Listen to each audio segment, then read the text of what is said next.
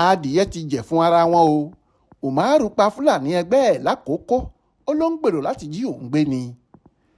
Ọmọkùnrin ẹni 20 ọdún kan, Umaru Ibrahim, ló ti wà níkàáwọ́ iléeṣẹ́ ọlọ́pàá ìpínlẹ̀ Ondo lórí ẹ̀sùn ṣíṣe ikú pa Fúlàní ẹgbẹ́ rẹ̀ kan tí wọ́n porúkọ ẹ̀ ní Muhammadu Adamu lákùnnù Àkókò. Nínú àlàyé tí kọmíṣánná ọlọ́pàá ìpínlẹ̀ Ondo ọ̀gbẹ́ni Àbáyọ̀mí Peter Ọládìpọ̀ ṣe fáwọn oníròyìn lásìkò tó ń ṣe àfihàn afurasí ọ̀daràn ọ̀hún ní olú iléeṣẹ́ wọn tó wà ní Alágbàká nílùú Àkúrẹ́ lọ́jọ́ Ìṣẹ́gun Túsìdeè ọjọ́ 12 oṣù kejì ọdún 2024 yìí, ló ti ní abúlé kan tí wọ́n ń pè ní abúlé Fúlàní èyí tó wà nítòsí akùnnù Àkókò ní Umaru àti Adamu jọ ń gbé.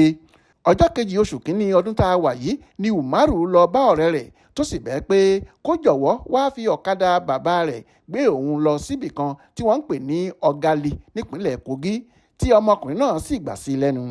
Ó ní bí wọ́n ṣe dé inú igbó kan tí kò sí ẹnikẹ́ni tó ń bọ̀ níwájú tàbí lẹ́yìn ni Umaru fa àdá yọ èyí tó fi ṣá ọ̀rẹ́ rẹ̀ tó ní kó gbé òun lọ sí ìpínlẹ̀ Kogi pa. Nígbà tọ́wọ́ àwọn agbófinró tẹ afurasí apààyàn ọ̀hún tí wọ́n sì béèrè lọ́wọ́ rẹ̀ ẹ̀ṣẹ̀ tí ọ̀rẹ́ rẹ̀ ṣẹ̀ tó fi rán sọ́run ọ̀sán gangan.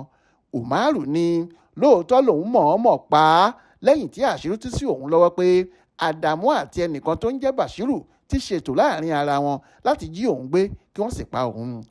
Kọmíṣánná ọ̀hún ní ìgbésẹ̀ ti ń lọ lọ́wọ́ lórí bí ọwọ́ yóò ṣe tẹ Bashiru tí wọ́n dárúkọ, tí Umaru fúnra rẹ̀ kò sì ní pẹ́ fojú balẹ̀ ẹjọ́ ní kété tí ìwádìí bá ti parí lórí ọ̀rọ̀ rẹ̀.